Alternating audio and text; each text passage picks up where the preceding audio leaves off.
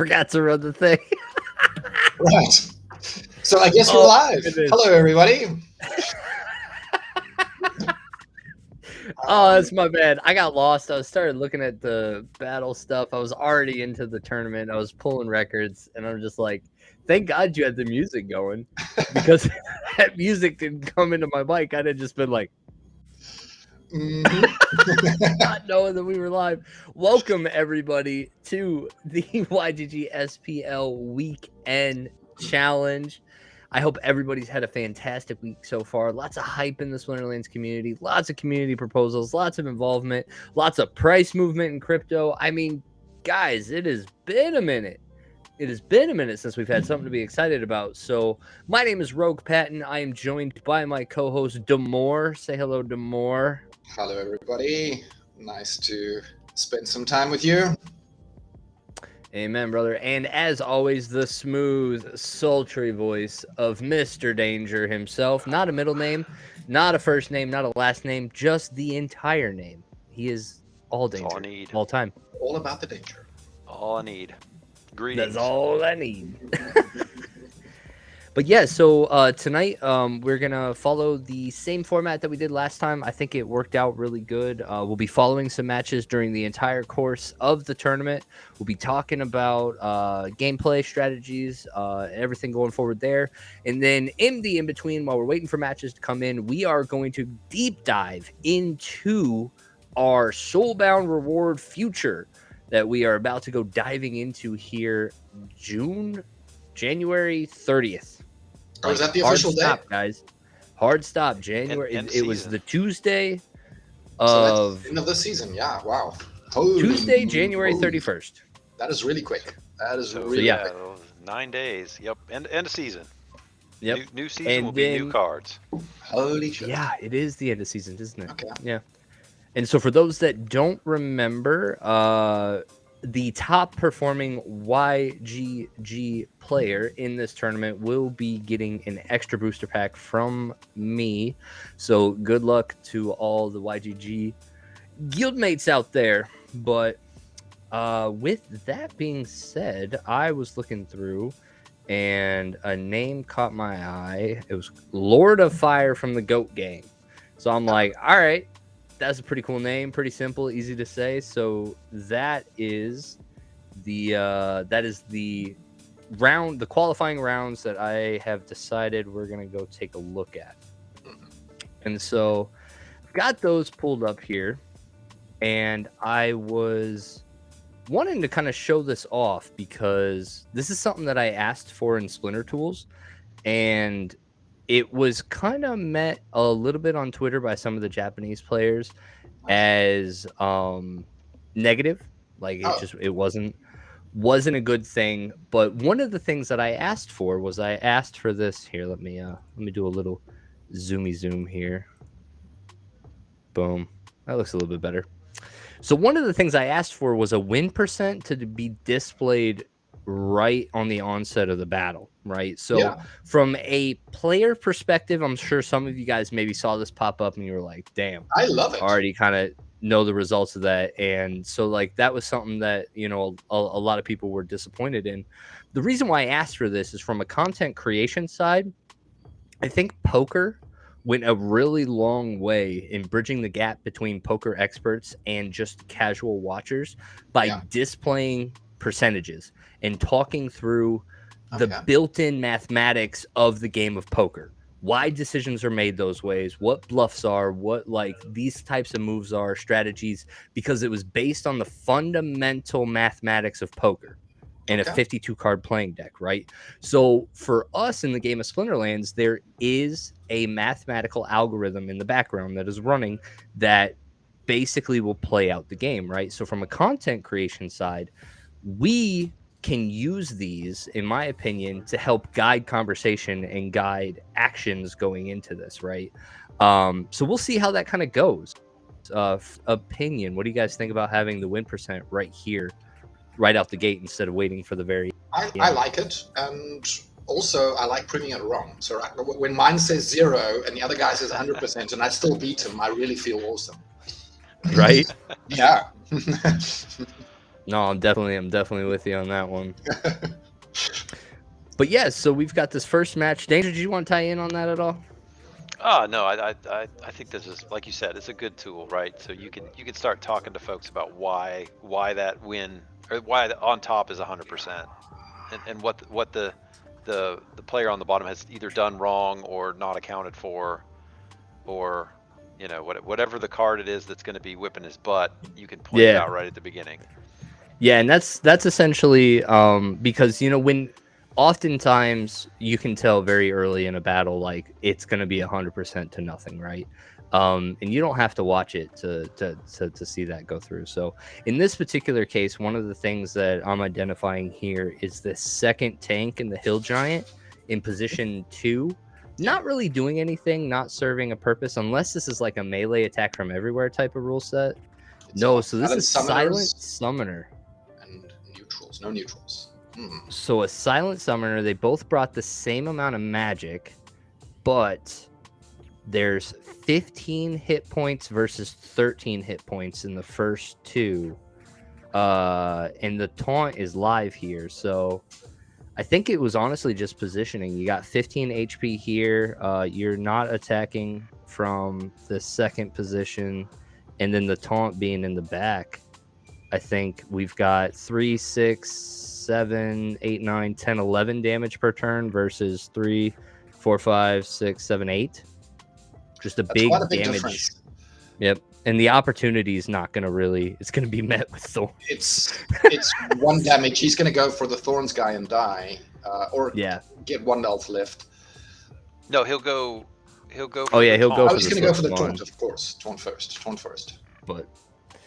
But yeah, this is definitely Kriz up there just has more damage per turn, and we see it in the slip spawn dying first, and then now we're kind of in this comparison match, and he's just got less HP than his opponent. Getting to the Silent Summoner, and splitting, like in bronze, bringing an opportunity guy with only 1 attack, I think is almost wasting a spot, because it's not performing or making any kills early, so it's just spraying like very wildly. And then we have another 100 to nothing, but another mirror. They both chose once again.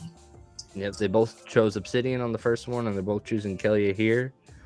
Looking like the Demon Shark versus the Blast rule set with no sneaking. So opportunities are really good plays in no sneak matches. So they both brought the Deep Lurkers. Tidebiter in bronze doesn't have the reflection shield. No. So nothing there, but using the Wave Brood to really move some of those attacks into the back line and not letting the opportunity monster actually make opportunity shots. It's going to go right to the Deep Lurker. I think the Demon Shark in the 3rd position. I see Demon Shark in 3rd and Flying Squid in 4, right? So it's like 2 It's like some mistakes melee made with placement. I don't know. It just seems odd, the placement. Might have scrambled to put a team together on mobile, and maybe just wasn't able to lock in like the right lineup. But even just choosing what they did here, there was just so much melee, it wouldn't have attacked anyway, no matter what they picked. So maybe it would have been members not attacking for sure.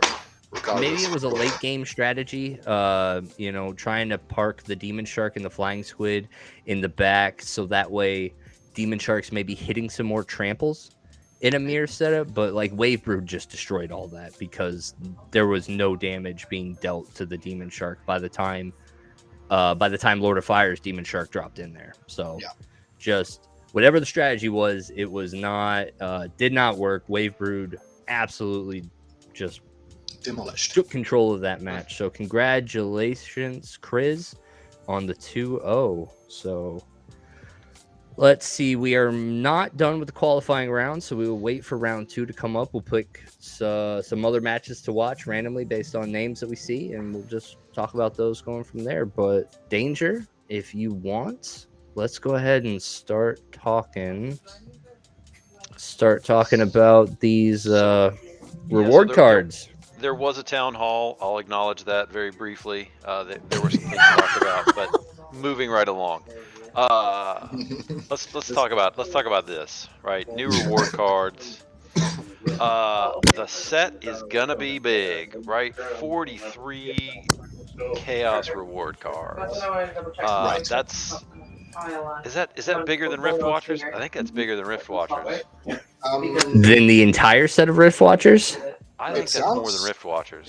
It sounds It's like close if it's not bigger. it's very close. I think it That's a was also lot. 40. I think it was also 40 a number of cards in Rift Watchers, but very, very close. So yeah, so new reward cards will be soulbound. So very similar to your starter cards or gladiator cards. You can't do anything with them other than play them. That's all they're good for, right? Mhm. No transfer, rented, delegated, burned, sold, nothing until they are out of print. So how do you get them, right? They're going to show up in your loot chest. So starting in the next season, which starts the end of the month, so the end of season loot chest that you will get this season will still have all the cards that you know and love and have seen for a while now. The next set of chests. So if you open a, I don't know how it's going to work with the dailies. If you open a daily right after end of season, I think you're going to start getting these cards. I think that's how it's going to work. So, you know, if you wait a minute after end of season and you open that, I think you're going to start to see the new cards. And then the following end of season, you'll see them in your end of season chest. But up until the end of the month, up until the end of the season, you'll continue to get the tried and true, not Pellicors anymore. Those are all gone, but the rest of them. So the interesting thing about how you get these is the potions, which up until now have only been used for packs. You can use the potions to increase your chances of getting better rarity and gold foil reward cards when opening your loot chests. So that's going to be, I think it's going to be turned on, and you're going to have to turn it off. So I don't know if you'll be able to onesie twosie. I think you'll just have to like throw the switch, and it's just on for the opening of that chest until you run out. Yeah, but they were they called out specifically that it won't consume a potion unless it's successfully a reward card. So like it'll know that much because like a reward card you've got like a 33% chance. Yeah. So it's not like you're burning potions on chests that don't produce cards. Yes. That was kind of made clear. So Yes. the potions only happen once it's guaranteed to be a card, and then a potion will engage. Yep. So that's good news, right? So you won't be burning through a ton of potions. I don't want to I don't want to burn through any potions on my reward chest. Honestly, I want to keep that specifically for packs only. Oh wow, I do now. I 100% do now. You do? Yeah. Really? Yeah. Okay. I think you're going to want to burn them on these cards just because the reward chances are a little bit different in the reward chest than packs. Okay. Yep. So they actually mean a little bit more, and we'll get to that further down here when we get into the math. The other interesting thing here is that a single loot chest may contain more than one reward card. So instead of getting one common and it taking your lifetime to get enough to mean anything, hopefully you'll be able to do that a little bit faster. So that's interesting, right? That's going to be a change.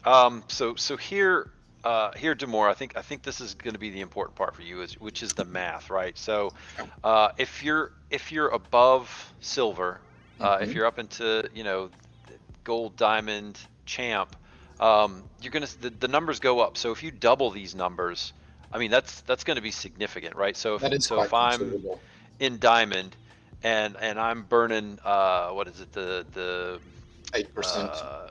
alchemy potion, right, to get a gold, I'm at 8%, Yeah, which is that's big. That's big. which is twice what it would be for a pack. So I know that that reward cards aren't worth the same amount as pack cards. So Yeah, maybe, but that's kind of my logic.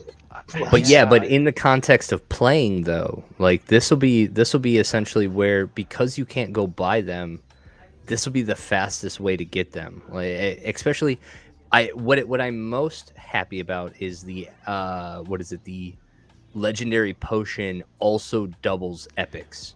yeah, it If hits my understanding both of was these, correct, right? because my experience so far in opening reward cards is legendaries and epics are actually really hard to find. I think if I didn't Oh go yeah, to the market, I wouldn't have silver level of most of these cards, sure. right? So like I kind of need that uptick, but then also one of the biggest reasons where I said hell yeah, let's go, is that the one potion. So they've said that you can open multiple cards in a single chest now, Mhm. right? And so what that means is that if you successfully land on an upgrade, like if your potion does turn it into an epic, it turns all of them into epics. You know what I mean? So Really? like, yeah, your multiple count chest can be multiple epics. Your multiple count chest can be multiple gold foil legendaries. And it's only going to Like burn you once one it potion for that one chest? one potion for that one chest, and you can Wow. get multiples. So like, yeah, when we're talking about like getting down here into champion or diamond chests, hell yeah, you put a potion on that. Okay. Multiple gold foil legendaries or gold foil epics or just epics and legendaries. You could get multiples. Hmm. Yeah, a fistful of gold. I mean, even a fistful of gold commons, right? I'll Yeah, be the guy that says it. You might be leveling that up faster than your regular foils. I mean, who knows? exactly. Um, Possibly. Possibly. Yeah. You so know what'll be really interesting about all of this too is like, because I was thinking about that today. I was like, all right, cool. I start leveling up my cars. Obviously, I will level up the one that I'm trying to play the most, and then maybe I'm sitting on like some single BCXs of others. But like that concept of sitting on a bunch of one BCXs, that's going to be rough for a really long time. You know what I mean? Like if you're in this to sell the one BCX, you've got to sit on those for a minute uh in order to like realize that gain. So I more think than a coming minute. out of this, we're going to see some combining that we haven't seen in reward cards before. Yeah, Which I it think may is a be. good thing, right? Ultimately, we want people to combine cards to create more scarcity, right? And at the moment, I don't think that is functioning as intended. People are not. The renters are, you know, saying that renting out one BCX cards is more profitable than renting out max level cards, and Yeah. that is the reality, right? That is what's happening in many cases, not all cases, but many cases. I hope this changes that. I hope this changes that. It might. I mean, because I mean, you got to level them up to play with them, you know. And I think what we're seeing right now, especially, is like a lot of players can succeed in the upper leagues with just like rewards and chaos, you know, like cheap stuff. So, like, imagine having these things leveled up. Like, would you be able to push into a league that you normally couldn't?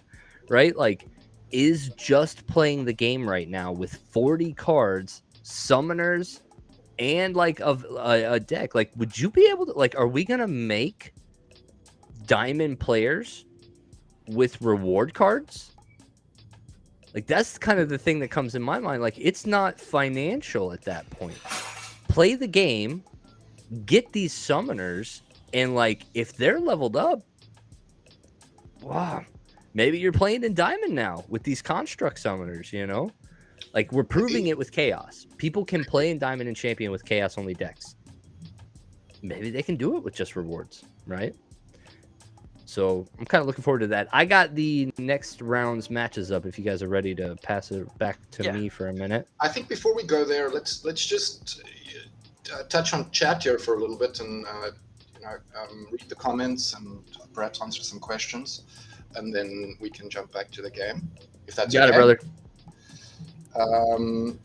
So Virus says the metas in this tourney are going to change big time with the new reward cards. Agreed. Yeah. Yeah, this tourney will actually be really interesting because it'll be very unique at that point. Like bronze will be the first league to see the The new max level of cards. the reward cards, Yeah. right? And see them be meta. Yeah. So For yeah, sure. it's gonna be awesome, honestly, to be sitting in this seat while we're doing that. Boomber says he loves the potions. Okay, okay. There may be some people who don't want to use cold full potions. Sure, I can. I'm still unconvinced that it's a good idea. But What are you we'll see. saving them for?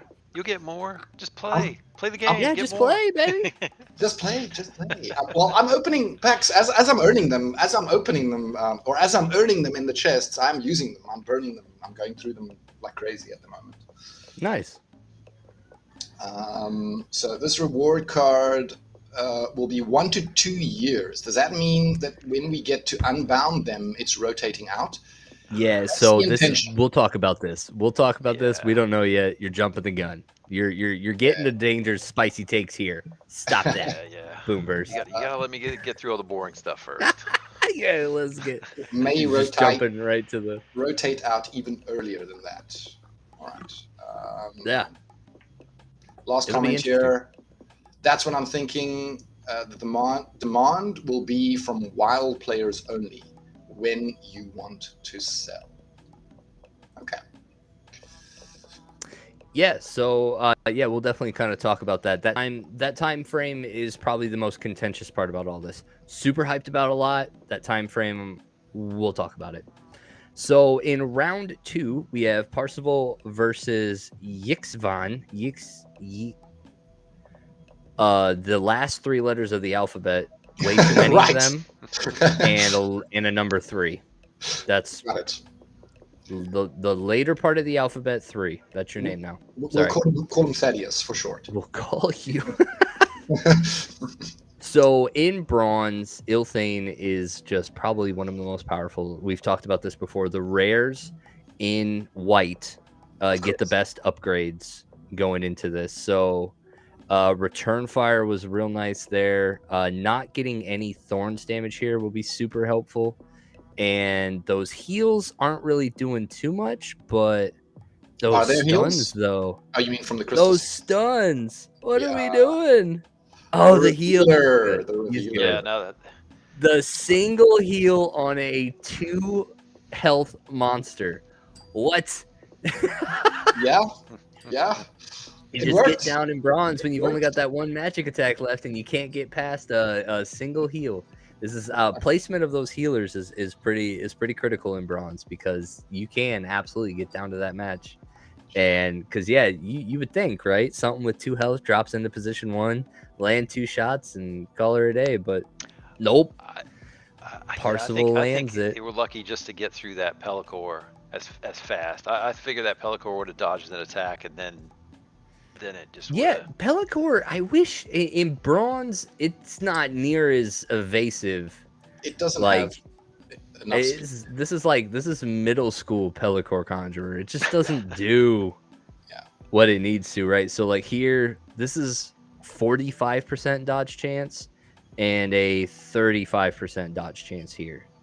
But yeah, basically, it's a little bit better than a coin flip, but. So yeah, Parsival, very, very familiar name in the space. Takes game 1. Moving on to game 2. Got a 98% here. Obviously picking the Thispa, getting that phase ability. Looking at a lot of magic, but not, in bronze, phase isn't really... Like, you're not going fast enough in bronze that I think phase really comes in to help here. But looking at this, though, we'll have to take a look at these rule sets. I like the last Alphabet 3 team here, but the snipe. Oh, it's the snipe rule set. Okay. Yeah, I don't see anything right out the gate here that is really making this 98-0. Well, also understand that the only dragon summoners available in this tournament is Thispa and Kretch, right? The reason is we don't have legendaries, so Quicks is excluded. And Where'd we get the headwinds here? Yeah, there's just too The much health headwinds on the Ash Mirage. on that fire team too. That's just too much health down there. There's a lot in the snipe position. Yeah, there's a lot of health there. And then the shields on the second tank. Yeah, that was too much to get through. This was a great setup here up front, though, being able to handle that with the consort being able to handle the Chihuahua.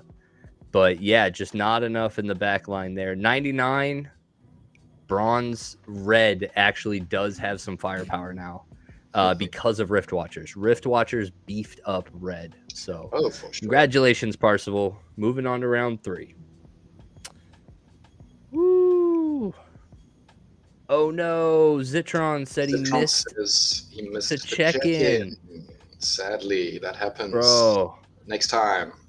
Sorry, brother. The live events, man. Dude, we had to check in at Splinterfest. That was like one of the most weird. That was one of the most stressful moments of my life, is like when it clicked. It clicked like 10 minutes before check-in was done, that because it's a live tournament and it's being run on the normal Splinterlands website, that I would have to check in for that tournament. I was like, I had to go find a computer, found a bunch of people, and I was like, dude, we gotta go. We gotta check in. It was nuts. And so yeah, I feel you, brother. I feel you. But yeah, go ahead, Danger. Let's bring her back. All right, some more number stuff, right? So they've adjusted the drop rates on the rewards, and I think the one thing to note here is this number right here. I think this number didn't change, right? It's pretty much always been. I'm gonna call this 0. You basically have a 0% chance of getting a pack in bronze. In bronze, but yeah. Now I don't think this number was near 0 in silver until now. So I think they slashed that to nothing. I'd have to go back and check, but I think that was still maybe 1% or 75 hundredths of, or whatever, 70, yeah, 0.75%. Yeah. So I think this is huge, right? This is moving, just saying, we know people are farming silver now, so too bad. Moving the goalposts. Yep. Everybody move up. So yeah, I think that's a big number. But otherwise, reward cards, everybody's got a 1/3 chance of getting those. Merits stay the same. SPS, another third, and then broken out between potions and packs. Yeah, I like that the packs are only taking away from potions. I'm cool with that. Yeah. Because realistically, once you get up to gold, diamond, champion, you pull so many potions in a single chest that it feels really nice. It's totally fine dropping those down a couple percent. It's absurd the number you get per reward chest. Not anymore. I'm gonna need all of them. Yeah, I love my potions. I love my potions right now. I just want potions. Seriously, that's the main thing I'm after. Honestly, and that's what I wish. I really want to make sure that everybody, because I spent so much time, I would buy 100 packs and then I'd have to go to the market. That's a part of the calculation of how much are you investing into this pack, is literally going and buying the DEC to piss it away on a potion. I've done that enough in the game that you can't give me enough potions in a reward chest. Yeah. You can't. It's not possible. I know I will use them. Yeah. Yeah, agreed. Okay. Totally agreed. They'll get spent. So let's get to the contentious stuff, right? Here's what was alluded to. We estimate that roughly 1 to 2 years out from this initial release of Soulbound reward cards that are associated with Chaos Legion, we will release the next set. So what that means is that we're going to have these cards for a while. And likely we will have the same set for a while. So unlike previous sets, so to speak, we're not going to get a break in the middle where they'll introduce some new cards and phase out some old cards. That's the way they've done it in the past, right? They had the Pellicor set for a while, and then they introduced the vampire set, right, with all the vampire cards. Yeah. So they're going. I think the way they're going to roll this out is they're going to have, this is the reward set, and we're going to have this for a while. Now, the contentious part is though the time duration, right? 1 to 2 years. And man, I don't know how to take this, because I think that that's kind of an overestimate, because we're winding, because these are Chaos Legion reward cards, and we're winding down Chaos Legion, right? It's done at the end of March, whether or not it sells out. And I then we're think going to that was move the into first point of contention for me, was like when Nate said that these were chaos cards, I pumped brakes hard, because I was like, yeah, this could be amazing, this could be great, and you're like, yeah, it's gonna be chaos. I'm like, whoa, what? Why Like, we've chaos? been doing chaos for like Why a not year rebellion? and a half. Like, bro, we're not seriously like starting this brand new thing for a set that is a month or two away from being done. It's weird. Fuck. It is weird. I don't understand why they're not launching Rebellion early, right? So just make them a Rebellion set Yeah. a little bit earlier before the set comes, and it can stay live along the life of the Rebellion set. I'm okay with that. Virus is the only one that has brought up a good reason of why that one might suck, right? Is now that we've introduced Modern and Wild, what, like, does the release of Rebellion's reward cards push Untamed out? Does that mean that Chaos is now, like, Untamed's now out, that we have the first Rebellion cards? You know? I hear you. So like that would be the big thing, and I know that they're also, I know they're some percentage of the way through whatever the project that Cryptomancer's working on, where they're trying to group everything into sets, right? So you've got, the Rift Watchers, and so like I could understand that before that programming comes out, having now this new set and programming it the old way instead of however this new grouping would be. I can understand that, but I do foresee the issues of, like, we might have no Rebellion reward cards. Yeah. Because I think we've gotten to a point as a community where we kind of agree that when Rebellion is released, 9 months on, 3 months off, 1 year later, another new set. Like, that's, I think, where we're at as a community. So that's yeah, been 1 to what 2 leadership years has said several times now. Now, not saying that they're gonna, everything changes, right? So, I'm with you. I don't think that this number is firm. But here's the balancing act, right? If they release this set and we get another short set, particularly if they're soulbound, it will be difficult to, well, I guess at the end they'll come loose and you can combine. But if it's a short set, it might be problematic to get the max level or whatever level you're at cards, right? That's to be that's the expensive problem. at that point. I don't think it'd be hard once everything hits the market. I don't think it's going to be hard. Oh, but that's also one of the other issues I have with this 1 to 2 is I'm totally in love with the new DE Sync they just created. Yes, I love this. That's awesome. And now that it's going to be like a year or two out before the first iteration of being able to do this, and then I also, like, generally, like, I understand the concept of, while we're playing, nobody has a chance, but from an economic standpoint, that means that the sync is going to be like, it's not going to be like turn it on and it has a flow rate. It's going to be like off forever and then floodgates and then shut it off right away again once everybody's minted. It's just going to be like a massive pump on tokens as soon as the card goes out of print, and then we won't have that ability to sync for a whole nother year again. Right? So I don't like that idea that like this will only be once a year type of sync for DEC. If it's one amongst many different things, I'm okay with that, right? If it's only open for a certain amount of time, it may create, some FOMO. I think it's I don't think it's particularly a bad thing if we have plenty of other DEC things active and going. Yeah, we'll have to see where we are in a year or 18 months or whenever they decide to shut this off, and see what happens. Like, see what happens the next day, right? When you wake up and the DEC is sky high and there's, 2 million more cards on the market or whatever it winds up being. Those I are think going to it'll be less, crazy though. days.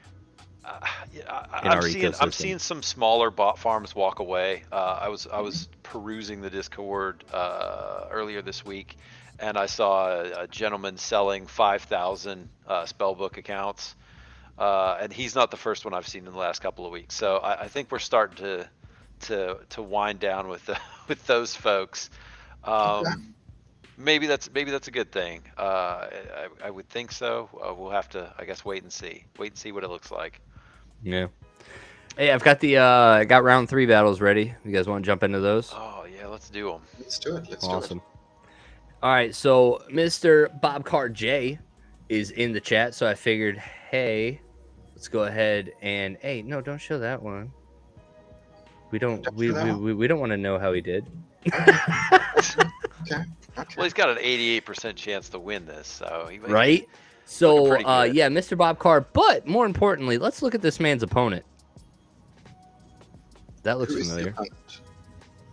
It's last letters of the alphabet 2. Oh, right. Number 2. Okay. And we just saw number 3. So, yeah, I experienced this yesterday as well. So people entering multiple accounts into the tournament. Not a fan.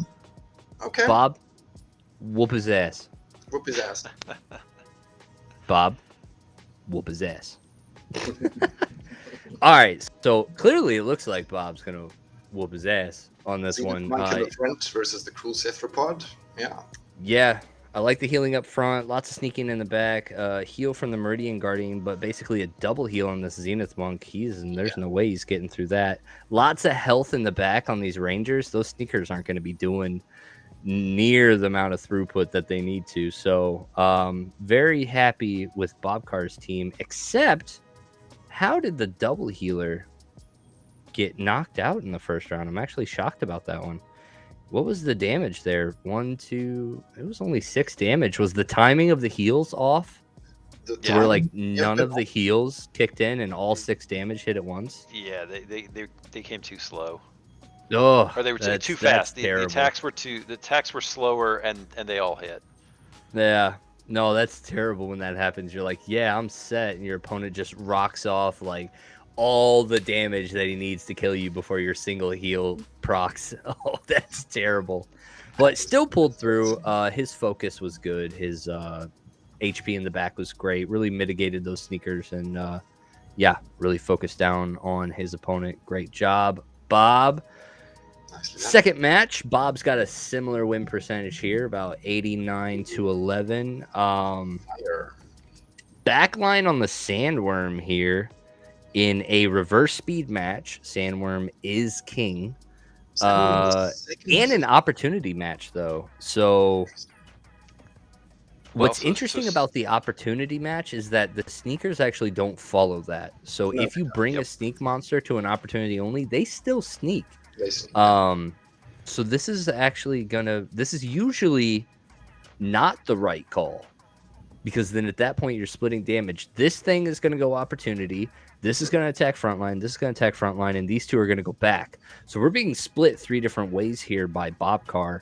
And here we're actually, oh no, this is going to go opportunity as well. Opportunity as well, yeah. But here, this is good. Backline attacks. I want to see how this plays out, why this goes so far south for our boy here. It's just maybe comes down to the speed and the health. Oh, the Sandworm. Oh, the Sandworm was 1 health away from just getting... Oh, and then we're just one-shotting from here. But yeah, this Ranger. No, the Ranger at least does have close range. Close range. But yeah, healing on the back there. Just not enough HP to really get through this. Both have close range. But yeah, I was not completely sold on Bob's team there. But you know, the healing, anytime you get an opportunity to run the Zenith Monk outside of position 1, his healing is just very helpful. So, but yeah, no, anytime, Bob. Well done beating that not bot, multi-accounter, whatever. Good job. Way to get him. So congratulations on moving on to round 4, buddy. We'll see you there. Back to you, Danger. Back to the studio, Bob. All right. So new stats and abilities, right? So here kind of lays out what we're going to expect in the new set, right? We said 43 cards, 37 monster cards, 6 summoner cards. So like you were saying earlier, Rogue, it may be possible now, right? I clearly remember Aggie saying that we weren't going to do summoners anymore, but here we are. Apparently we're doing summoners some more. Did you hear him say that? Yes, they have said that. I know he has said it. I'm pretty sure. I don't know if Matt said it, but I know Aggie has said it. It was much earlier, right after the Daria, I think, that was mentioned. But I also, at the same time, I've recently heard on one of the town halls, I don't remember which one, that they said they're thinking about doing more reward cards. And here we are. So yeah, they did one of each. A bit of a flip-flop there. I kind of think that, you know, we gotta generate some need for packs, and that's kind of what the summoners were doing. Yeah. So I thought that was the reasoning. So I don't really know about this idea. I guess we'll have to see. So what was mentioned, and we might get down to it. So each of the summoners is going to be a 6 cost. They will all have the conscript ability, which is you can bring an extra gladiator. And one other stat buff, so a plus or a minus to health or attack or whatever. Yeah.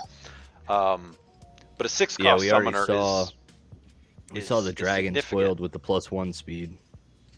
Yeah, we've seen that some on the QA server, right? Somebody showed off a picture of it. But a 6 cost summoner is pretty. I mean, that's a lot, right? That's not going to be super useful all the time. They are more expensive, certainly. There's quite a few. There's quite a few instances, especially low mana, right, where that's probably not going to work out very well for you. But that's what they're going to do. So, let's see, 12 legendary cards, 2 of each element. Man, I'm telling you, this looks just like Rift Watchers. Yeah, no, this is I think this is the very first time that an entire reward set could be realistically a standalone set on its own. So this is what I mean of this is the first time people playing the game have a real opportunity to get a free set to play with. Quotations playable a free deck. A free full deck.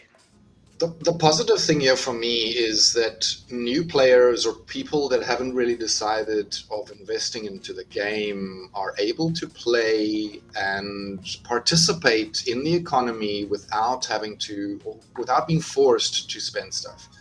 And whether that's a great thing or not, I'm still undecided.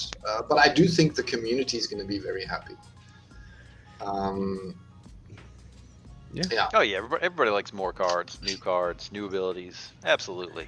Yeah. I think what I'm finding is the more that I'm doing these wild open tournaments, the more it's validating my concept of like the bigger your deck, like the more deadly you can be, right? Like if you've got every weapon, you can play out of so many situations the more that you have, right? So like I will always use that to justify buying cards, like well, it's options, right? I mean, if you have a few cards, then you probably have, all right, this is what I play, and if that rule set doesn't come up, or if there's an easy counter to it, you're going to get beat. But as soon as you start adding a couple extra cards and giving yourself some options, then I mean your win rates should move north. I had an atrocious win rate with the open tournament. I was so overwhelmed by the amount of cards. I didn't have a freaking clue what to pick. Honestly, I was so lost. That's awesome. I've heard that from many people. I got lucky, and I made it to day 2. 7-3-1, I think was Wow. my record. So Wow. Nice. we ended up making it. Gold's not a league that I play in, but like I've got a little bit of familiarity with it. The only thing I did to study was I went to Splinter Cards and I just went to go look at what each gladiator does in Gold, just because I was like, I don't think anybody's got Gold level gladiator cards Yeah, at this point. there's So a like, few Yeah. that do, but it's few. It's few so and yeah, far this between. is it was gonna be crazy. But I think one of the biggest takeaways that I had from today was one, I submitted teams without gladiator cards. One. Oh, okay. There See, I were do that. teams. I included a gladiator every time. No, and that's what I didn't tie my hands that way because there are still meta teams They're that better. can go above and beyond like Yeah. forcing a gladiator card in there. And two, Quora is not as oppressive as she is outside of the levels. open tournament. This was one of the things I was most worried about the first gladiator tournament was that Quora, it was just going to be play Quora and like try to beat Quora. But at the end of the day, like having a plethora of 1 to 2 mana beast cards, like really good cards, means Quora is not an automatic low mana card anymore or a low mana team anymore. You don't just solo drop a Quora because she's going to get steamrolled. And then number two, there's just so much going on that you can overpower a Quora pretty easy in Gold. If you plan, if you do a little bit of planning accordingly.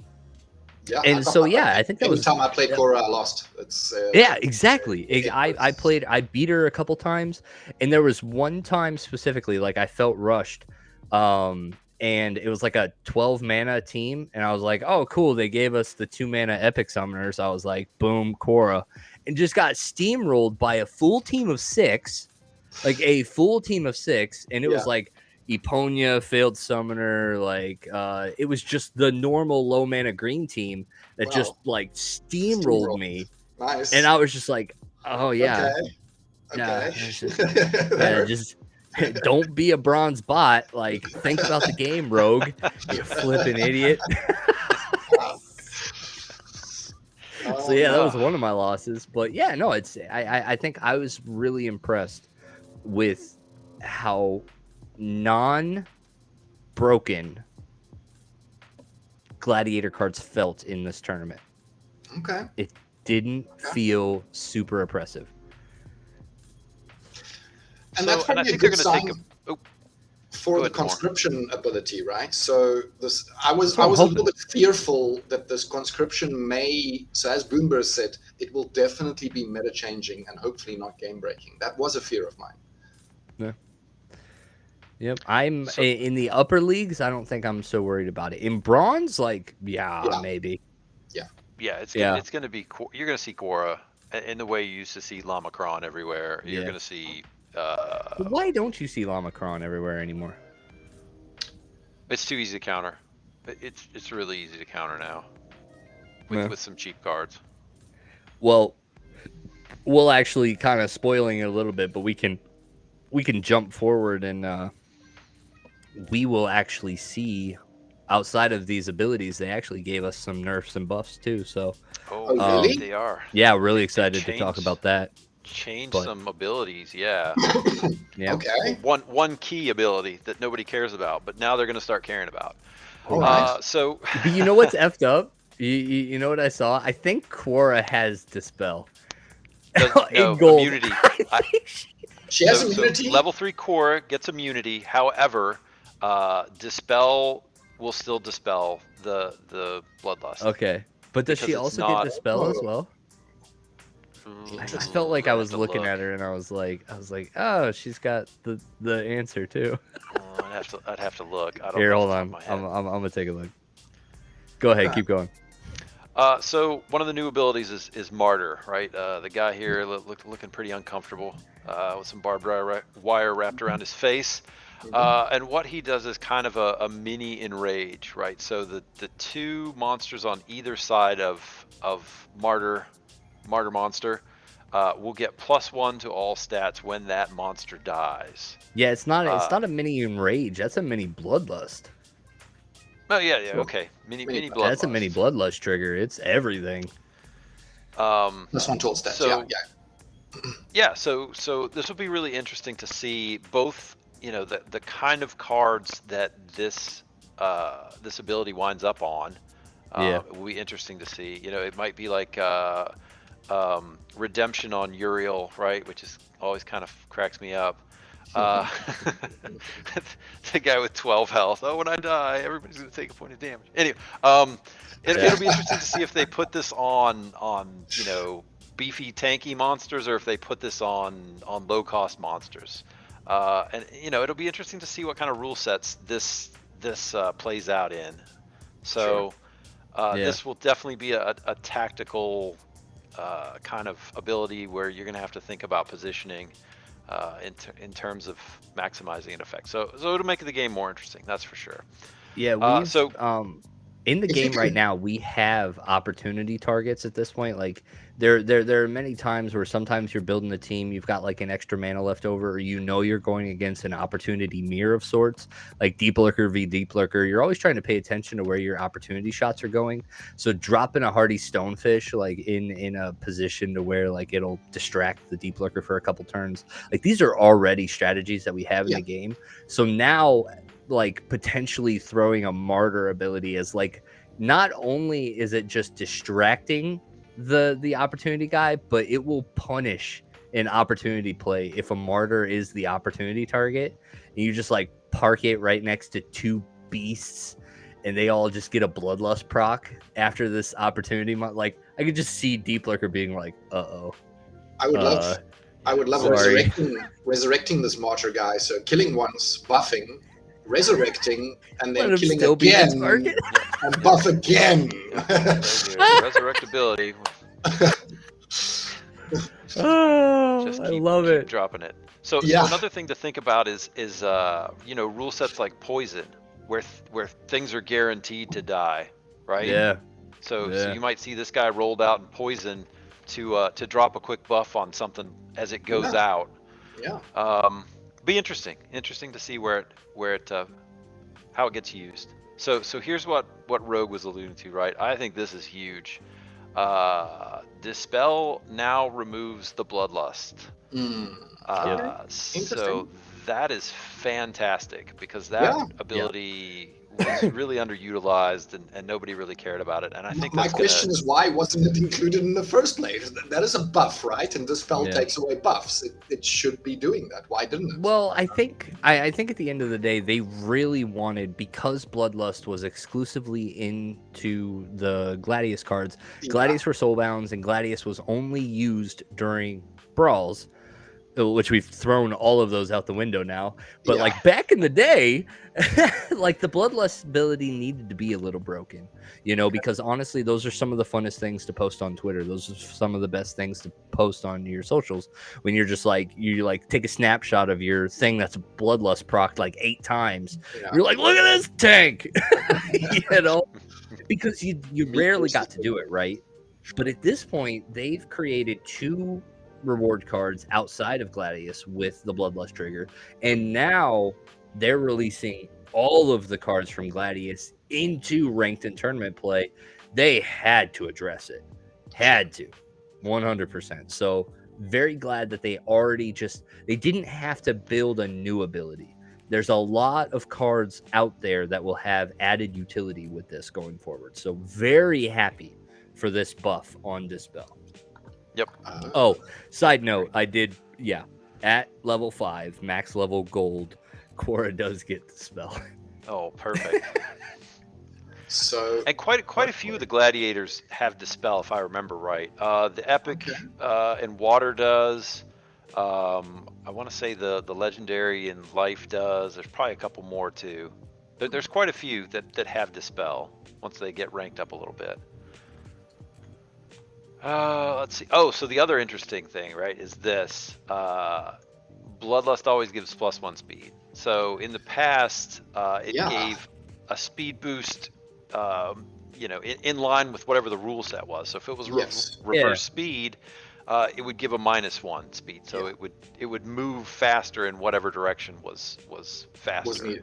Was applicable now it's going to always get faster. So, you know, in theory, you could speed the monster up to a point where it can't hit anything in a reverse speed rule set, which might make for some interesting gameplay. I mean, reverse speed doesn't come up all the time, so you might not see it, but it might be something to think about if you can. It's gonna happen. Oh yeah. It'll happen to somebody. It'll make for some good replays, that's for sure. But it'll be novel, I think, more than something you'll see used In my a lot. In my head, I'm imagining like those like the really buff dude at the gym that like you put a sticky note on his back and he can't get it. And he's just like, that'll be like reverse speed with your bloodlust guy after he's procced 5 times. He's just like trying to attack a monster and he's like, sitting on his back and he can't reach him. He's like, right, got it. I like it. So the second monster ability here, weapons training, will also affect adjacent monsters. So this is kind of a weird thing to me, right? So it's going to give monsters that don't have an attack some sort of attack, you know, based on whatever that monster with the weapon training is. So maybe it's a magic attack, maybe it's a ranged attack. It'll depend. I think they said there's going to be, they said there's going to be 2 of each. Okay, interesting. So there'll be you know, I think there's going to be 1 monster per splinter that has this ability, and you know, there'll be 2 melee and 2 ranged and 2 magic. So I think that's what they claimed. Yeah. I'm glad they went into details about that. So the things to note is that I think all the debuffs still apply. You know, the headwinds or you know, things like magic reflect, that kind of stuff will work. Also of importance is the oppress ability will still work as normal. Okay. Still doing double damage. So yeah. Yeah, it'll be. I mean, I think the easy, you know, the thing that pops to my mind is Almo, who's already a monster with no attack. Yeah. And now he's got damage. Yeah. Now you're gonna put an attack on him. Like, oh, great, fantastic. Right. Yeah, no, I think this is going to be interesting. Is this the one where they hinted that, like, the way that they kind of organized this is our legendaries are going to have this ability? Oh, you think so? Is that kind of what they were saying? Is like this is one of the abilities they're going to pay the most attention to? Yeah, I don't remember. I don't remember who they said, but there are some. Oh man, you know who's the no attack gladiator in fire? Oh yes. Oh yeah, the swiftness guy. Yeah, who's yeah, so give fast. that man a knife. Let's go. Yikes. So I think that there are some pretty obvious choices for this, but it'll be interesting to see how it plays out. Yeah, I think this is another thing that can also be dispelled. But Last Stand? No, the weapon strength. Weapon expertise. Yeah, sure. I mean, it will be a buff, a positive buff, right? So it should be dispelled. Oh, here you go. 6 cards. Here's where it says 6 cards with the new weapon training. Legendary cards. There you go. Two yeah, melee. 1 from each element, no neutral. 2, 2, and 2. Yeah. Yep. Okay. So the weapons training ones are going to be like pretty sought out. Like, I think just by this, they've identified that one's going to be a little crazy. So yep. So I'm totally to fine pair with that. With them, hey, I got right? round 4's matches up whenever you're ready. Let's watch some matches. You want to watch some matches? Yeah, we've been a while. Let's watch a match. Let's watch some matches. All right, so for round 4, I think it's round 4. Yeah, round 4. Yep, I have picked out our boys Quelled and Dr. Dre 420. I love that name. Well done. Raccoons of the North, Rebels of the Rift, Let's go. Quelled's got this one 100% to 0. Looks like a melee attacks from everywhere type of rule set. Oh, it's a super sneak. Thorns in the back, flying here. Probably it's the Demented Shark that's gonna really make the difference here. Bringing a Taunter in position 1 here is gonna suck because this entire team is gonna focus down on this one and then split out into these two. So he should lose his first monster before Quelled does, and that might just make the difference from there. Plus, Nightmare's fast, but compared to Kelia, you're just not that fast. So Nightmare's not going to get any dodges there, and there's just more shields and attacks and speed here than I think in this black team. So that's why we're seeing 100% to nothing here. Demented Shark is probably one of my favorite things to play when I'm able to attack with my melee guys from anywhere. Just getting that buff on everything feels so good because Demented Shark can't attack from everywhere else, and it ain't big enough really to play in the front position too much. So when you do get a chance to a nice 20% chance miss there. But when you do get a chance to play it, like, it does feel really good. But yeah, damage output was just way too strong here. Way too strong. But yeah, I think one of the biggest downfalls was running that Taunter in position 1. Do not take the full brunt of the team unless you're trying to resurrect it or pull some other combo from that. But not recommended. So moving on, we've got Quelled now with a 6% chance. Dr. Dre with a 94. I think Tusk the Wide just carries this one here. Sometimes you guess wrong, and this might be, oh no, the sniping's gonna go around the Tusk, so it doesn't even matter. The damage output right here on this red team though is just pretty big. So I love a Benar Heatsmith. That is well played. Right? I like seeing anybody that can win with that guy. That guy doesn't get enough love. I love the Venari Heatsmith. The misses on the Regal Parrington. Yeah, those, and having Regal Parrington as a sneak target is actually it is so annoying to miss that guy as much as you do. He's so evasive. So good job, Dr. Dre, pushing a game 3. And in game 3, it looks like we had a low mana match here. Dr. Dre just running a Hill Giant with a healer behind it, but Quelled running shields and coming for the back line. So I just think it probably comes down to speed and timing on this one. I would have given this one to Quilled. So I don't see why this goes. I think the reverse speed is the key here. Yeah.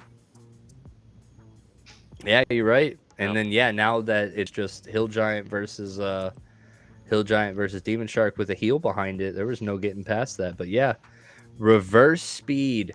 Respect the reverse speed. Leave Kelia on the bench. Earth is the king of reverse speed. Cannot be denied. Cannot be denied. It really is. And honestly, that's one of the best parts about Immortalis at this point. Immortalis has brought so much flexibility to green that it used to not have. And it makes that reverse speed green play not just automatically slam magic, because Immortalis can handle that mirror really well. So yeah, it's been an interesting development there, but congratulations, Dr. Dre 420. Hopefully you're still awake and conscious for round 5. But hang in there, brother. Hang in there. Back to you, Danger. All right, let's try to get through the end of this here. So, picking back up, the 7 epic cards will have no attacks. And this is on purpose to pair with the weapon trainers. The weapon training, okay. So that's kind of interesting, and I think we've seen one of them, right? Somebody showed off the life one off the QA server. Looked pretty beefy. No idea how much it cost though. But yeah, it'll be interesting. It'll be interesting to see these You know, they're definitely pushing the higher end cards to do a thing. So as far as your set goes, you're kind of going to have to play around one. You know, you might not get many combos to play with. You might be kind of forced into this um, weapons training meta. Yeah.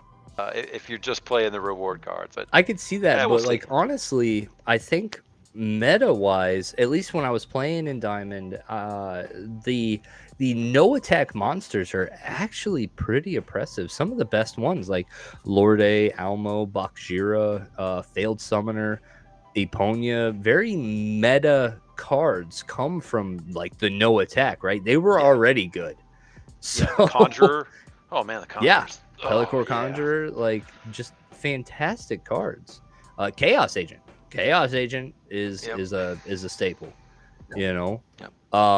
And so yeah, seeing that the company recognized that and was like, yeah, all of our 7 epics are gonna be these no attack type units, right? And they are very utility based. Like there's no specific way to use like a no attack creature. You know, the rule sets kind of really dictate where they go and what they're used for, so they're super fun to play with. Yeah. Oh yeah. Very versatile. Yeah. It's Can definitely be a sneak protection in the back, or can be a tank up front to give your back line some, a chance to do some damage, lay down some damage. It's beautiful. Mhm. Yep. So here, I think, Rogue, you were talking about that, right? The spell will remove weapon training and martyr and bloodlust. So just Everything except Yeah. for, which is Yeah. interesting, I didn't realize Boomburst did bring that up. It should probably hit Last Stand too. I would think so. I can't see I'd why agree with not. that. I can't see why not. Yeah, last stand and rage. Yeah, I could see that. Yeah. That's I kind of surprising they don't, but we'll see. I mean, maybe they changes stuff all the time, so we'll see. We'll see where it goes down the road. Yeah, I feel like just And, being in this game for a year, like from where I started to where we're at now, it is very different. No, there is no hard. Like Aggie said it many times that like nothing is off the table entirely, and like they've definitely proved that in the last year that I've been here. Like things that I thought were hard and fast are not that hard and fast. Really soft and and slow. Everything's Maybe. squishy. Yep, everything's squishy. Soft and squishy, movable. Yep, Oh, and my that brings us to the end. So I'm gonna put a pin in it for this week. That's all I got for you.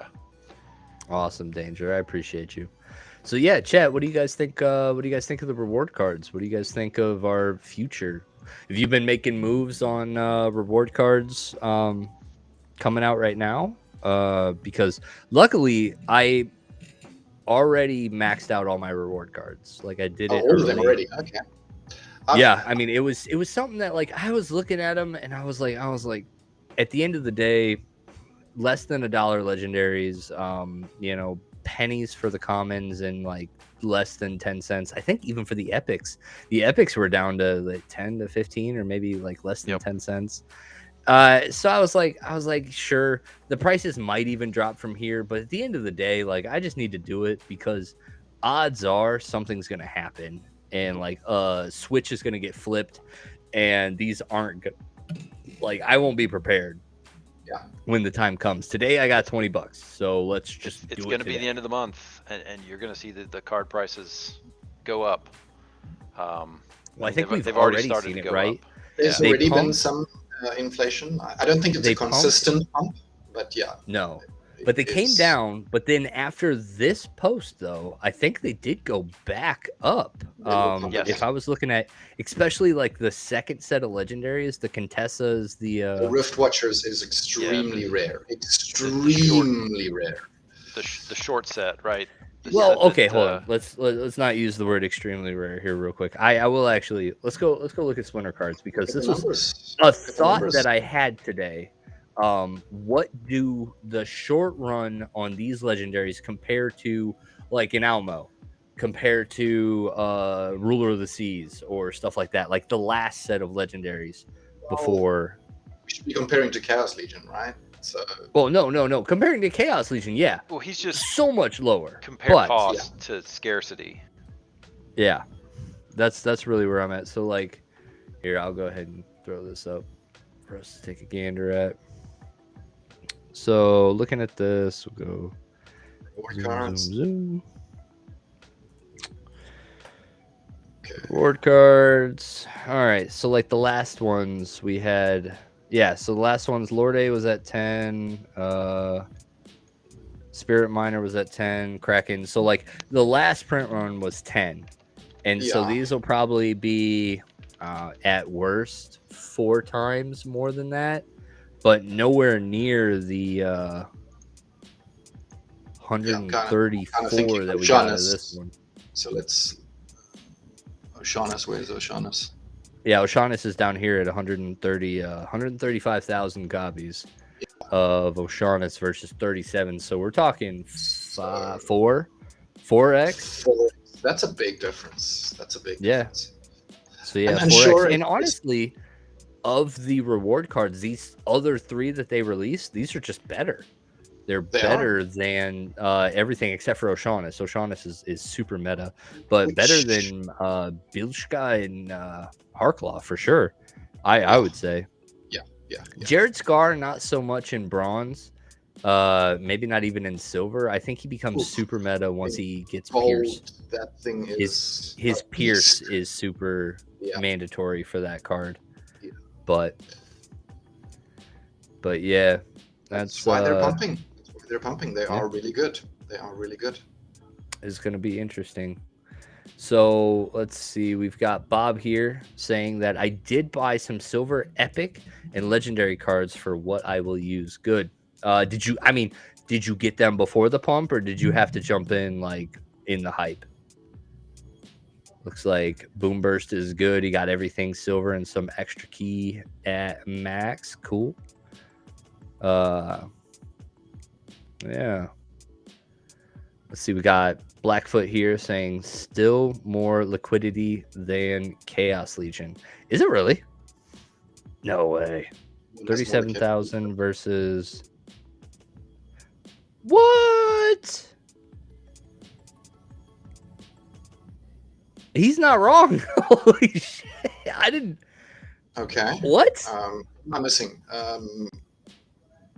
Oh yeah, sorry. Hold on. I don't have that up again. My bad. Bro, Chaos Legion's only got like 31,000 on their legendaries versus those last 3 rewards have 37. So I mean, it's kind of a comparable print run. Like by the time we get fully opened, they will be less than Chaos Legion because well, hell, we've only got 60% of Chaos open. What do we got here? Yeah, it's something Chaos like that. Legion is 54% open. So 3 million. we still got plenty of room that we will outpace the second run of the print. But yeah, right now, that was a shock to me. I didn't realize. I was like, wow. We really have printed a lot of those. That's pretty crazy. Pretty crazy. So we are in our final, or our top 8. I think we're going to watch Dave and Shinji for this go around. Our 2 YGGers right now that we have Virus and we still have Dave the Great. Danger, thank you very much for joining us tonight. I look forward to talking to you next week. Have an awesome sleep, and we will see you soon. All right, brother? Take care. Danger, thank you so much. Danger's got to go catch up on his beauty sleep. He's got a big, important day tomorrow where he does important things for his important life.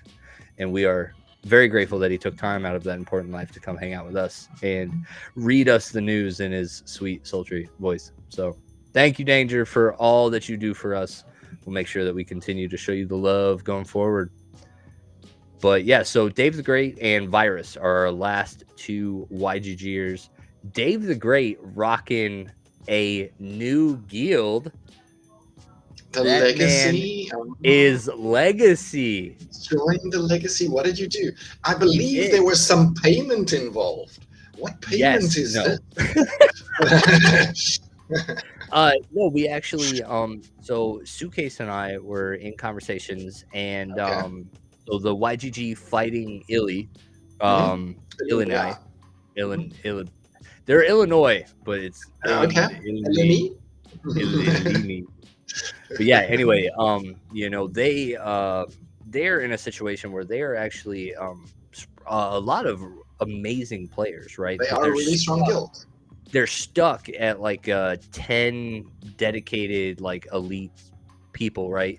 Not really filling out the brawls too much and really dominating tier 2 but not able to move up to tier 3 Yeah. because of not having really the players to play in gold and diamond, right? Yeah. So we in legacy just had really a couple gaps. We had like maybe a gold foil gap and like an extra diamond gap to really excel in tier 3. So we did a merge essentially, and so what we're doing is we're now sharing resources between our two guilds to make sure that tier 3 is always fully optimized and will always backfill tier 2, so that way like that can also still be dominated. So that way if you're not playing in tier 3, you're still getting great rewards in tier 2 with you know, the fighting Illy, and then we'll just grow from there essentially. Now that like we will essentially have two groups dominating in each of their respective tiers, we'll Awesome. should be able to grow faster from there. So yeah, so here's to a great partnership from there. But yeah, so watching Dave with the legacy tag, I'm like, yeah, let's go. Nice. Feels good because I've been playing against Dave for forever. You know, Dave's a frequent in the Splinterlands TV streams. Just a great character. So to finally like be on the same team, it's just like nice. Pretty cool. That's pretty cool. But honestly, a lot of them that we have in there, you know, I know that Albie, Mapleicious,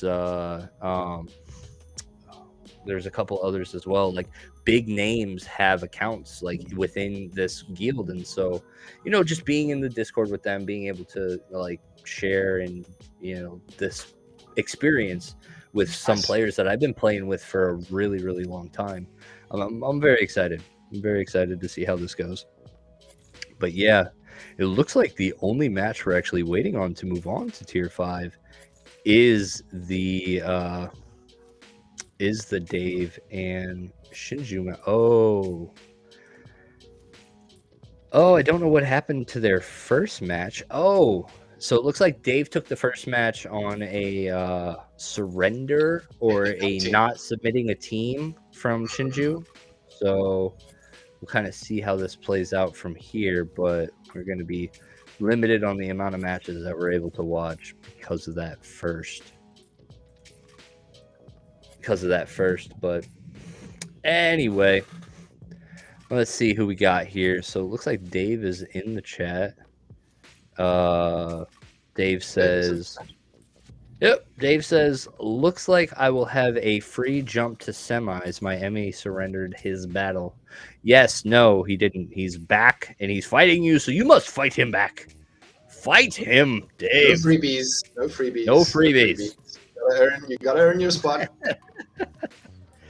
In the hype, but still cheap. Yeah, I mean, yeah, they're definitely still like of the more reasonable cards, but you know, going from a $15 maxed out to a $30 maxed out is a little bit different, you know.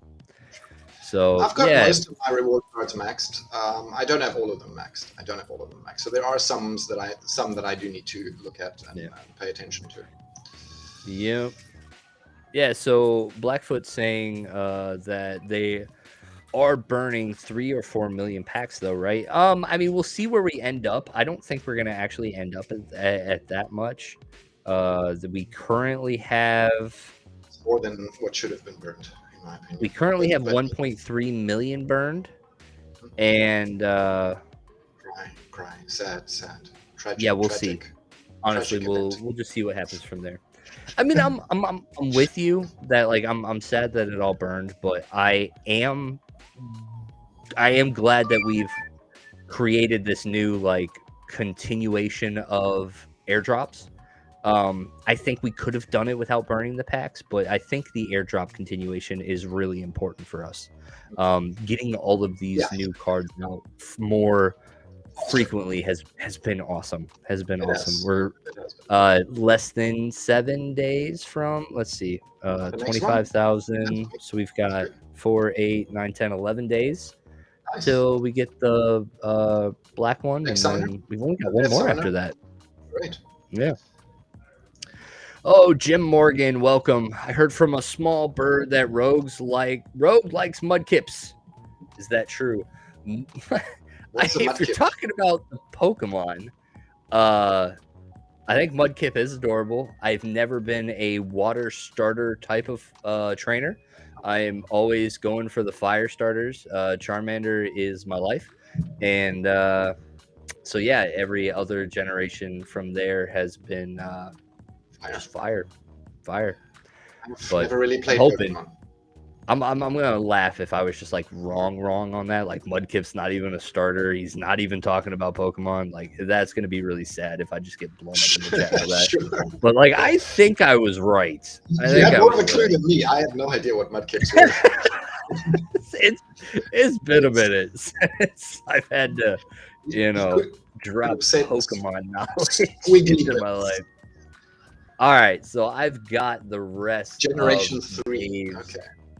I've got the rest of Dave's figured out here. So we've got 98-2 on Shinju. Looking at these lineups, we're straight mirror, except we've got the implementation of a scatter shot. Yeah. And a snipe versus just really, straight up for the going most to the front. part, a focused attack on the front. Yeah. This demoralize is probably going to do work. Not too much. In bronze, I've seen it do a lot of work. Like I've made this call a couple times, like exactly what Dave's done, where he goes for like an attack. Like it doesn't have to be a focused attack, but like committing 7 mana for a demoralize and only getting 2, like it doesn't feel worth it. But then as the match plays out, like it actually does. It really does. So I think this scatter shot, we've watched this a couple times in bronze. I don't know of a situation where 9 mana for a scatter shot is ever a good thing. Like like right there, scatter shot went to the flying squid and took out 1 shield. 9 mana to take out 1 shield and just not having any control. Oh, double tacked and still not going to get this thing dead. So the watercolor though, I really do like the watercolor. I think it's great. Yeah, the watercolors. That stun is always nice. Stun in bronze really just does go a long way. But yeah, not gonna have the follow through here to be able to. No, not demoralized. It really does, especially in the mirror when you're just like when your first 2 are the same. It absolutely did it. So. Round 3, Dave the Great comes through with 100% to nothing on this, just out the gate. Ilthane versus Sloan. That's not going to end well for Sloan. Return fire into a fully range-ready team. Like, this team's going to eat itself. And this front guy here is just, he's not even going to take anything. Oh my goodness. He's just gonna just stand there like a boss. Ouch. Yeah, just get steamrolled. So yeah, great front tank in bronze that time meddler. But yeah, great job, Dave. Way to just bring the heat. Yeah, again, choosing between red and white in what was that? Like a relatively low mana. You just get so much more power out of white. Ilthane is a great bronze summoner. So congratulations, Dave. You almost effed it up being super confident and like thinking your opponent was just gonna like let you have it. Then he came in and smacked you in 2, but you came out and smacked him back. Well done, sir. Congratulations. So I'm moving on to the final 4. Let's go check and see. Made it. Oh, Virus is there too. And you're not playing each other. Maybe a YGG championship. Come on, baby. That's great. I'd love to see that. Oh my goodness. That would be awesome to see. Yeah. Awesome. So let's see. Did I guess right? Jim Morgan says 100% from Gen 3. Yeah, definitely not a Mudkip, man. Not a Mudkip, man. And I'm trying to think. That would have been Chimchar. Chimchar would have been the fire one then. Again, shooting. Actually never played that one at all because I think Torchic was Gen 2. And that was like, I was mad. I was mad that Gen 2 came out because, you know, like we talked about that on our stream here, where how playing this game for over a year, how many things have changed. And I feel like as I've grown up, I'm more able to adapt to the change. But when I was a young boy and I was being mentally conditioned by anime, specifically Pokemon, I was very mad when they decided and brainwashed me for years to catch them all. I was very well versed on the 141. And guess what? Your boy caught them all. I have all the original 151 Pokemon in a binder still. And as soon as I did my task, my job, my brainwashed mission, they added more Pokemon and still told me I had to go get them all. You have to get and I was tired. I didn't want to get any more. I was tired. Sure. I felt like they moved the goalpost on me, and I was like, at 9 years old, I knew that was wrong. I knew that was wrong, and I walked away. And I said, "Screw you, Pokemon! I'm not doing this." Plus, like, I think they had some like. I was the original 151. I like looking back, some of their names like aren't really that original, like, you know, Caterpie, Weedle, and all that. I'm like, yeah, Beedrill. It's just like, yeah, like that's not really original. But like I was like, this is the first time I'm seeing it. This is so creative and great. And then when they came out with the other ones, I don't know. I think Meeple might have been one of them, and it was a sheep, and it was called Meep or Meeple, and I was like, you guys are just grasping for straws. F you. Like you're just not even trying. Trying. You. I was a very emotional wreck when they came out with Gen 2. That was the end of Pokemon for me. And so yeah, anyway, thanks Jim for bringing that up. He's probably not even here. He was just like dropped like a little Pokemon bomb and just like walked away and left. Sure. Yeah, he was just like, yeah, enjoy that one, rogue. Flashback from the past. Go cry to your wife after the stream. Yeah, I never played Pokemon much. Really? Nice. Well, I mean, honestly, you didn't miss out much. It was a lot of conditioning from some elites, and it was great. Misty was the reason why I married a redhead. So, I mean, it's just sometimes Pokemon runs your life. Big influence for your life. The influence of my life. So yeah, the bot analyzing my deck. Dave, nice. I think the Splinterlands percentage. I'm quite surprised by how many 100 or close to 100 zeros we're getting. Right? Got it. I don't see many games where I'm playing where it's 0, 100. Right? I'm always like, you know. Yeah. Lower percentages on both sides. Well, honestly, because you introduce an aspect like outside of Kitty, right? Once you get to Kitty, you get to back to kind of the maybe some of the numbers that you would see in Bronze and Silver. But once you start introducing stuff like blind is a crazy ability, like just being able to it's very OP. Come out and just add 15% RNG to everything. You're just like, yeah, no, like you're not 100% unless you're true striking because I added 15% to the match. Like, enjoy. And so, yeah, that was something I noticed when I was playing Luthion's account. A lot more 50-50, 60-40s, 70-30s. Like, very rarely was there a 100 to 0. But if there was, it was always against me. Because I sucked. I sucked. Like, that was always the worst part. It was like, I put together a great team, and I get, like, a 70-30. And, like, that was always the best that I could do. But when I really sucked a team up, it was 100% to nothing. And I know my opponent's like, ha-ha! This guy really sucks at champion. And I'm just like, I'm learning. Look, I would probably suck at champion too. No questions asked. I mean, Yeah.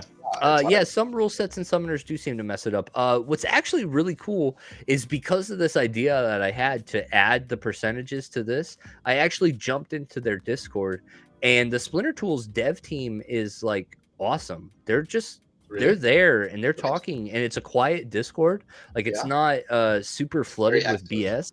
Yeah. And so it's literally just about the tool. And Yeah. so after I asked for that, they implemented it. Then I told them about the feedback. They added the toggle. Like it was amazing. And then the last thing, or like while I was playing, I had a 100 to 0% that I lost.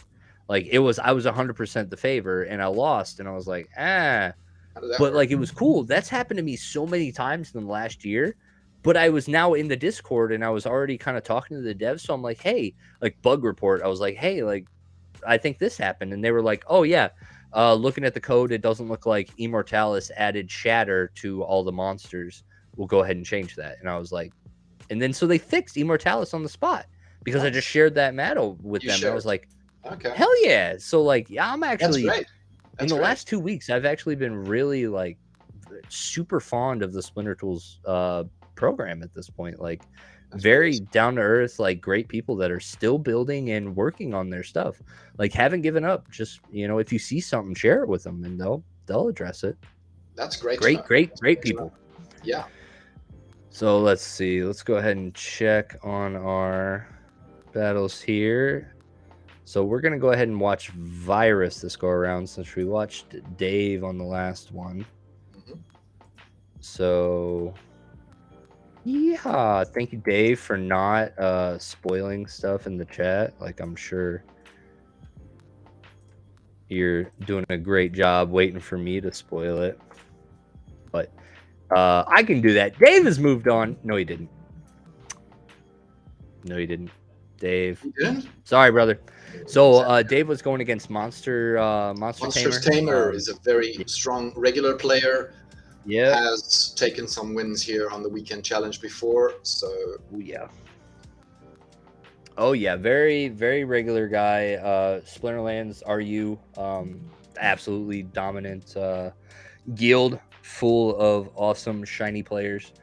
Sure. So looking forward to seeing Monster Tamer in the finals, and then we will see how the last our semifinal game or showcase. Yeah, game. so we'll go ahead and watch. We'll go ahead and watch these play out here while we're waiting, and then we'll kind of go from there. But in this first match, we've got Yafa. I'm gonna say Yafa instead of Jafa because I think Yafa's probably right. I'm okay with the Yafa. That's an unfamiliar name making it to Final Four. So congratulations, my friend. New name, yeah. Yep. Virus is 73% the favor here. I see a taunt. It looks like a no snipe, no sneak type of rule set because I noticed the Sea Stalker here didn't have snipe. So focusing on the front, running the Demented Shark, not being able to attack from second position. So we've got 1, 2, 3, 4, 5, 6 things all attacking at 5 attacking to the front, 1 opportunity going off, and then this one's only bringing 4, an exact mirror except for Demented Shark and Sea Stalker. And I think Sea Stalker is just the right call. Once you take that snipe off, you can go 8 mana and you can drop a 5 range on the front. Yeah, this goes great here. So yeah, the only issue here is running Chihuahua up front means you gave away your shields and your speed that you normally get from Akelia. So I would actually be really curious to see what the win percent of this is if you just ran the exact mirror, but instead of running Thisba, just literally Demented Shark it anyway, and see if that actually increases your odds here because he's running out of time here. It's looking tight. It's looking tight. It is getting really tight. Oh no. So there is very little damage. He lost at the 73%. None of the speed. None of the speed came through for Virus there. Oh my goodness. And those So are my favorites. Virus, To prove the yeah. system wrong. I can beat you, even though 73% the favor. Squeaks that one out. So let's go ahead and see. Now RNG. Virus with a clean 100%. He's like, I'm not 100%. screwing around anymore. Welcome back to the field, Kelia. So we've got full focus attack, straight mirror, except no, not a straight mirror, actually. Traditional team up here, magic heavy team down here. So running the Demented Shark in position 1 with no why? Yeah, I don't know. Does he not have I don't know. No shark? thorns, no nothing. He had a demon shark the up previous round, right? So why not play the demon shark? I'm a little bit confused. I'm sure he got to 46 and just wasn't able to sustain the demon shark up front. The mana. Yep, and really, like, clearly wanted to play all of this magic, right? But magic is a great way to get past the demon shark. But when you're running the wave brood, oh, it was a snipe rule set too. So okay, and a maybe knockout, so maybe that's what it was. It was just basically saying that because you're sniping, you're only going to come after me with at best your first and second thing, and my tank can sustain, and all the magic should chew through your team better than what you could mine. But it ended up not being the case. That taunter did work. Yeah, did absolute work. And honestly, reach really messes with that strategy quite a bit. When you go 2 meleeers versus 1 in a snipe rule set, you can actually really break up a snipe setup really well in those situations. I've lost to a lot of people running a reacher in a snipe rule set because I usually put something up front that's a little squishy, maybe a little heal or something that I know can survive 1v1. But then once it goes 2v1, if I didn't account for that, oftentimes that breaks up my setup. And so, yep, Virus got in there. Let me just quick hide here so that way I'm not giving something away. I love the reach play. I think it's a very strong, especially in the water. Earth, I don't do it so much because I don't have the Bramble Pixie yet. There isn't really much available on the modern side when it comes to reach. There is untamed cards, but yeah, for death also, I like the Arachne Thug. I think that's a great reach card. Oh, here we go again. Brought a dragon instead of Kelia and is going to lean on this 75% here. But in this blast rule set, parking this bosun here is actually going to be really nice. Running the epic summoner here allows him to play the level 3 runic Skyclaw and the level 3 runeslinger. So we'll kind of see how those play out. The speed on this Skyclaw is so oppressive sometimes. And then, again, we're seeing this 9 mana scatter shot show up. Somebody will have to make note if at any point I am streaming this tournament and somebody plays the 9 mana scatter shot ranger and wins, I'll give away something. Because at this point, I've got enough data that says if you play this card in this tournament, you'll lose. So stop. I don't like that card, honestly. Out of the Riftwatcher shit, that is the one I dislike the most. It's such an interesting play. This would be the best use for it is in a blast rule set anyway, right? Sure. You're just randomly just peppering the back line. And so, like, I could see a situation where that is the right call. But, oh, man. Here we go again. So round 1, finally through the taunter, but Chihuahua is looking way worse than the Demon Shark here.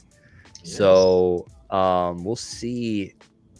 That blast protection, though, is going to be really helpful. We just got to land some shots on this Demon Shark. That was a big hit. Was it stunned? Oh, it was stunned. He's playing the knockout strategy here. Yeah. The Rune Slinger, and then bring in the knockout punch. Wow. Congratulations, Virus. Again, making it tight, though. Like, Oh my goodness, trying to play dragons when it almost seems like Kelly is just congratulations, Virus, making it to the finals. You are the top YGG player. I will be sending you a pack going forward here, but let me hide here. And then I will just start bringing up matches one at a time as they are happening. So first one coming up, we've got Virus versus Monstamer. This is one of the things I love the most about this tournament is by the end, we usually have some very elite players here fighting at the final round. And so we see some great Splinterlands coming in here. So looks like a low mana match. Kelia versus an Ilthane. We got range up close with no healing. And this man just brings Ilthane like, yeah, go ahead. Range up close, I dare you. Range. Bring your range. Yep. So at 17 mana, once you get down low, usually the blue team in bronze is leaning on those rangers because, you know, Demon Shark's at 8, Flying Squid's at 7. The Deep Lurker's at 6. So, like, the normal speed melee team, Wavebrood's at 8. Like, that's a higher mana team. So, white is already equipped better at 20 and lower, right? So, this is definitely a great call by Virus to recognize that. And then we will see just landing all these shots, but having these essentially eat themselves as they're attacking. There's just no coming back from this. All of the damage is just returned right back into their face, and it's just GG from here. So great job, Virus, knocking down the first one. We will see if you're able to follow this up. But what's Bob saying here? Let me mute this off my way. I am answering his question.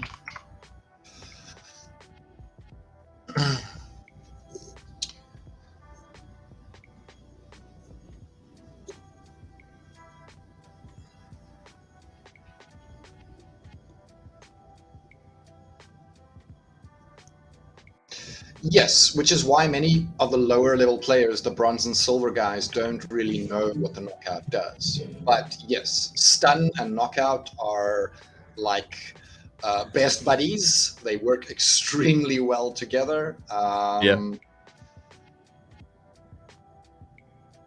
Yeah, and that's what you know what, like playing in champion, like when you see all of this stuff really start to stack up, like blind is not an ability that a lot of people in silver or bronze know about. One of the other ones, I think one of the big ones, if I remember right, it was what's the one that when you die, 1 damage to everything? Oh, that's Redemption. Yeah, Redemption maybe, or something like that. Like that's one that you just don't see in silver and bronze. There's a lot of abilities. There's a lot of aspects to the game that you just don't unlock till you start playing at the higher leagues, and yeah, it's pretty interesting. Yeah, knockout and stun, very, very good combo. If you can, as many stuns as possible, because the moment somebody's stunned, double damage from anybody who's hitting him, who's got the knockout ability. So especially in that rule set, is very, very advantageous to do that. Yep.